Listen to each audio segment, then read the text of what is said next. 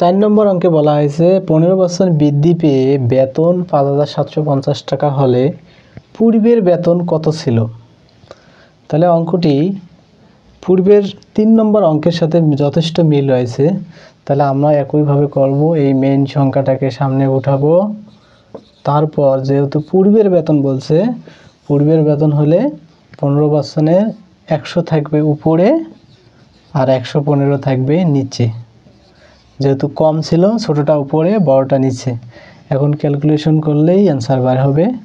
5 দিয়ে কাটি, 5 তেশে 115, 5 দিয়ে কাটলে 5 ওকে 5, 5 ওকে 5, 2 10 5 25, 5 5 25, এই 0 0, 23 ওকে 23, 5 তেশে 115, এই 0 0, তাহলে 50 দিয়ে 100কে গুণ করলে হবে 5000।